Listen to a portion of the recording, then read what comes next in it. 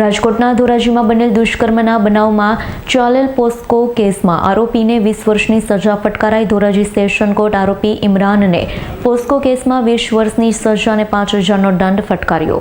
રાજકોટના ધોરાજીમાં બનેલ દુષ્કર્મના બનાવમાં ચાલેલ પોસ્કો કેસમાં આરોપીને 20 વર્ષની સજા ફટકારાઈ। ધોરાજી સેશન કોર્ટ આરોપી ઇમરાનને પોસ્કો કેસમાં 20 વર્ષની સજા અને 5,000નો દંડ ફટકાર્યો। વર્ષ 2023માં દુષ્કર્મ અને પોસ્કો સહિતની કલમ હેઠળ ધોરાજી પોલીસમાં નોંધાઈ હતી પોલીસ ફરિયાદ।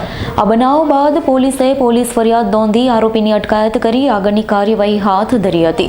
આ બાબતનો કેસ ધોરાજીની સેશન કોર્ટમાં ચાલી રહ્યો હતો તો ત્યાં તે આરોપીને તકસીરવાન ઠરાવી સજા અને દંડનો હુકમ કર્યો છે।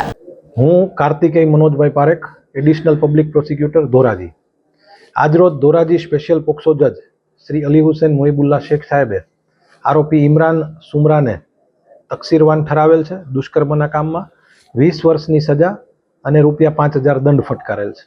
બનાવની વિગત એવી છે કે આરોપી ઇમરાન પહેલા ભોગ બનનારના પિતા સાથે ક્યાંય મજૂરી કરતા, પછી તેમણે રિક્ષા લીધેલી હતી।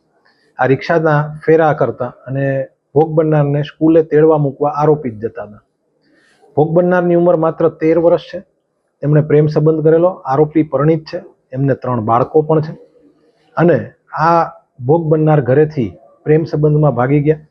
આરોપીએ પોતાની રિક્ષા જુનાગઢ જઈને વેચી નાખેલ।